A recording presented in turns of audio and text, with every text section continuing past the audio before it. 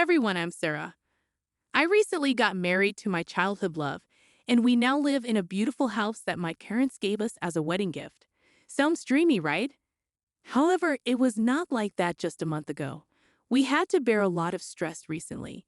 It was the day when I told my parents that I wanted to marry the love of my life. That day, I invited Jake and his entire family over for dinner at our house. Welcome, everyone. I'm so glad to meet you all. Thank you, Mark. You have a very big and beautiful house, Jake's dad exclaimed. Yes, yes, by God's grace. My mom and dad welcomed Jake and his family. After chatting for a while, we all went to the dining area. The food served was Jake's favorite. He smiled at me as he saw his favorite pasta. Mark, we wanted to talk to you about us. My dad smiled, knowing what was coming. Yes, go ahead, I said. Actually, Sarah and I are in love. We have been childhood friends, and over time, we fell in love. Now we want to take our relationship further by getting married. I promise to love her forever. Jake spoke of all this in a single breath, waiting for my parents' reaction.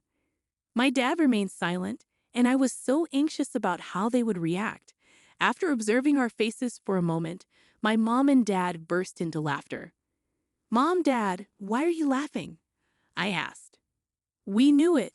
Your mom and I discussed it this morning. This is not just a dinner. It's a gathering to discuss your wedding preparations. Oh, thank you so much, Dad. I looked at Jake, who was both ecstatic and nervous at the same time. We hugged each other tightly, and his parents congratulated us. I am glad you accepted. We had to. Our daughter's happiness is the most important thing to us. I was worried because Jake does not own a house yet, and he is not yet financially stable. Mom, please, I'm working on it. Oh, that's not a big problem. It is just a house. I will give you a house as a wedding gift. No, Mom, that's not necessary. It is okay. You can take your time. A small house will not hurt. Yes, Jake, let me help you. Jake looked disappointed. I knew he was a hardworking man, but his mom seemed a bit greedy. Even his dad insisted on providing a house. It felt strange to me, but I thought it was okay. Building a house takes time. The evening went on with a mix of excitement and relief. Before, things were a bit tense, but after that, we were all happy and looking forward to things. We started talking about our wedding plans, like where it would happen, when, and who would come. When the night was ending, we said goodbye to our guests, and we promised to meet up again soon to talk more about the wedding. After everyone left, I asked my parents, "Did you like Jake?" Your mom and I are so happy, Sarah. We could not have asked for a better son-in-law. Jake is a great young man. We are lucky to have him in our family. I'm really glad you both accepted our relationship, but the house is not necessary. Oh, come on. It's just a gift, but it will cost a lot. It is okay, we have everything, and we just want you to be happy in your new life.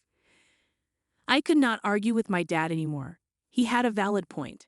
Considering it as a gift, I accepted his decision. Jake called me before going to sleep. Hey, did you arrive safely? Yes, what's wrong? You sound a bit down. Oh, it's nothing, my love. Are you upset about the house thing? Does your dad doubt my abilities? No, Jake, you are misunderstanding. He likes you a lot. All right, maybe you're right. I am grateful for your parents' generosity, but I am not sure about accepting such a big gift. It feels like a lot of pressure. He just wants us to be happy. Is there anything else you're worried about? I did not like how my parents acted. They were acting like children, touching expensive things and talking about property. I want to apologize to you for their behavior. Oh, don't worry about it. They might have just gotten carried away. Alice, I know we have different financial situations, but I promise I will always make you happy. I know, Jake. I love you. I love you too. I ended the call thinking about how lucky I was to have a man of integrity. In dreams, my in-laws did seem a bit greedy, but they accepted me, which was a good thing. I went to bed hoping things would change after we got married. Over the next few weeks, we were extremely busy with wedding preparations. We had to choose our outfits, create the guest list, and select the menu. It was a lot of work, but it was exciting to prepare for our big day. Jake's parents were with us every step of the way, whether it was shopping or joining us for dinners. I saw it as a positive thing that they were eager to assist. My dad was happy to cover the expenses, but Jake was hesitant, worried that his parents might be taking advantage of my dad's money. One day, when we all went to decide on the wedding venue, I overheard Jake and his mom arguing. "Why can't you understand? I'm saying this for your good, Mom, please. They are already spending so much on the wedding, but they have so much money. They live in a palace and only give you a small house. I'm just suggesting you ask for a car. Mom, please. I do not need a car. Can you please stop being greedy? You are being foolish. You do not know how to take advantage of the situation. For God's sake, stop talking." Jake shouted at his mom and stormed out. I did not want him to see me, so I hid out of his way. Jake was right. His parents seemed to be taking advantage of our wealth. However, I knew Jake was sincere, and he would always protect me.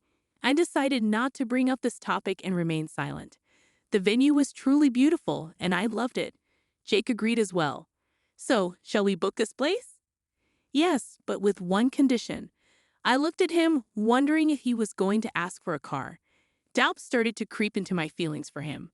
"What is the condition?" "I will cover the cost." Jake's dad looked at him in shock, clearly not wanting him to spend the money, but I felt proud of him. "Oh no, that is not necessary." "Why not?" "You have done a lot already. Let us share some of the expenses. I have some savings, and I can contribute to this." "It's all right, Jake. Save your money for the future, please, Mike. I insist." "Dad, it is okay. Let him pay if he wants to." "Well, I do not want to argue with you guys." "Okay, Jake, you can pay." Jake was happy, and I smiled at Jake's parents, even though their faces had turned somber. "By the way, when do you guys want to visit your new house? Should we all go now?" "Oh, sure, that is a good idea. I want to see the new house."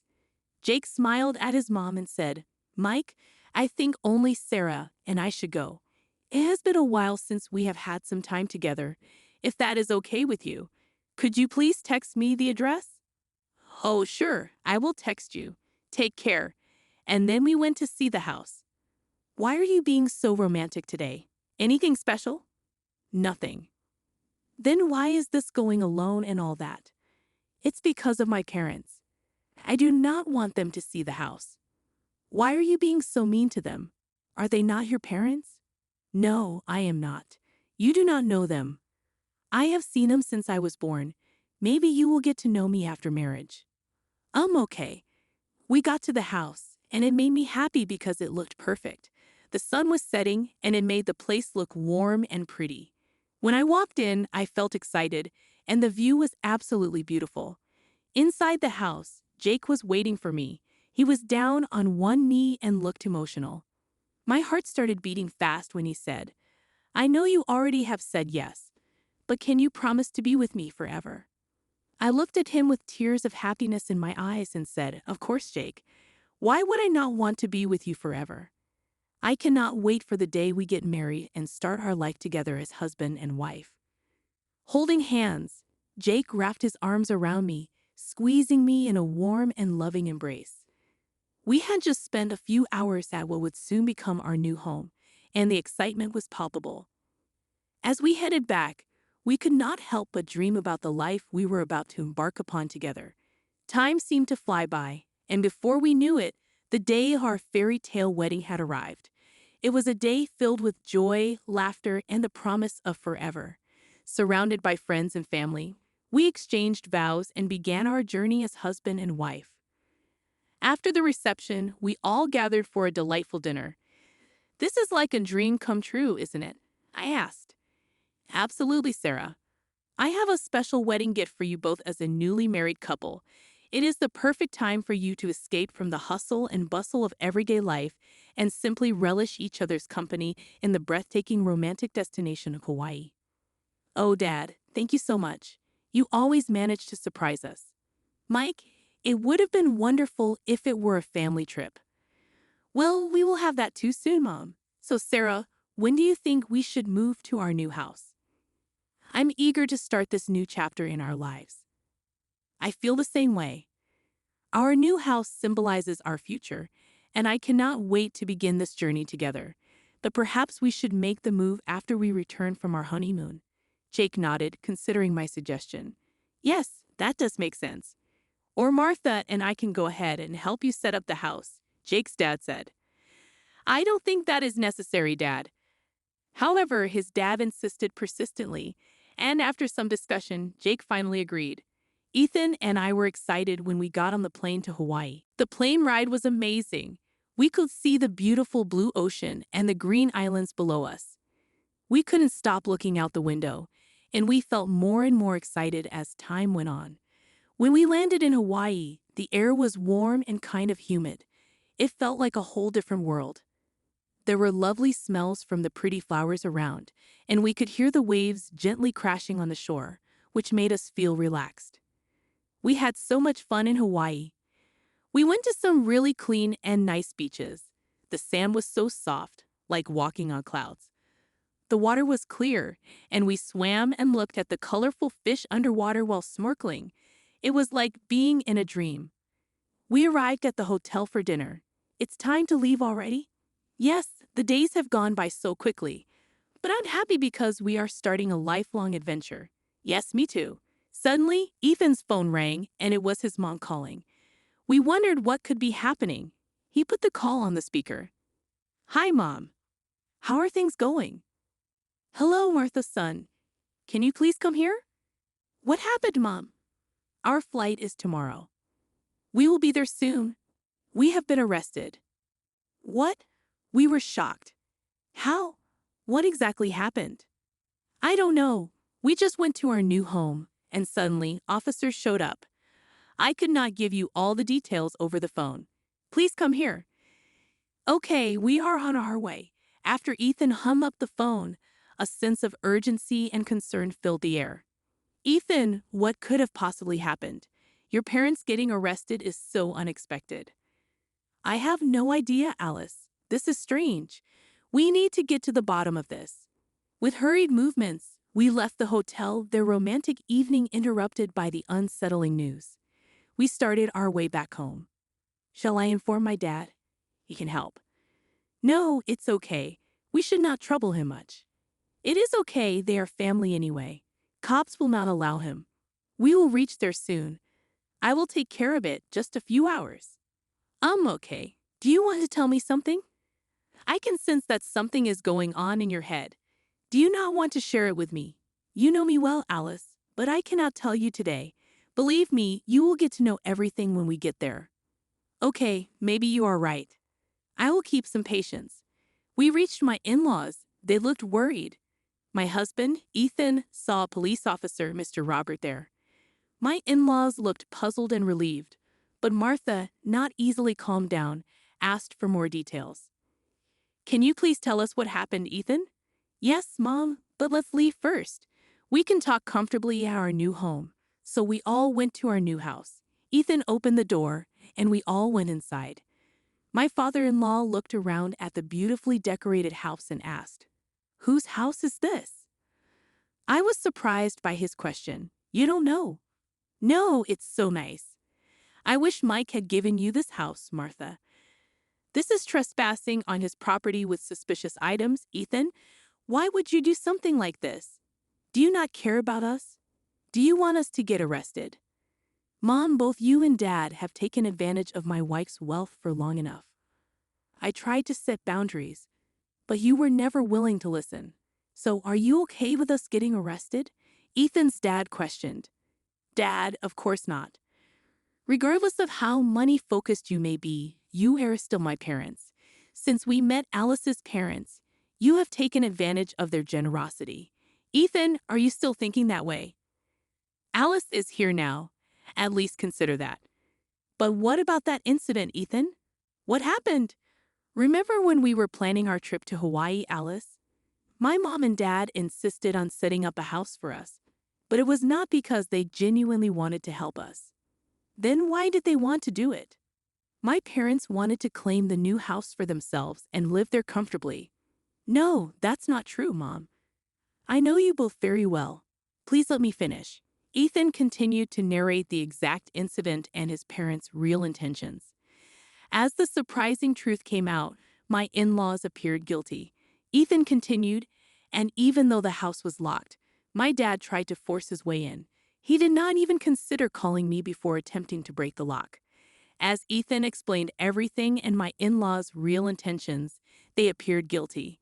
Ethan was upset and angry. It was clear that my in-laws realized they had done something wrong. "It's not your fault, son. We have understood that we were wrong. But now we want to make things better by apologizing to Alice and her parents. Thank you for understanding, Mom and Dad. We love you, but we all should set some boundaries." "I'm still upset, but things will take time," I added. Over the next few days, tensions gradually eased, and my in-laws sincerely apologized for their actions. We decided to move forward and focus on rebuilding trust. Jake and I returned to our daily lives, and as we settled into married life, the incident became a turning point for everyone involved. We eventually moved into our new house, and with clear boundaries in place, the relationship with my in-laws improved. They understood the importance of respecting our privacy and decisions. Jake and I focused on building our life together, cherishing the love that brought us together in the first place. Time passed, and we learned valuable lessons about communication, understanding, and the significance of setting healthy boundaries in relationships. Our journey had its share of challenges, but with love, patience, and mutual respect, we overcame them. As we looked back on the tumultuous events, we could see how they strengthened our bond and paved the way for a stronger, more resilient family.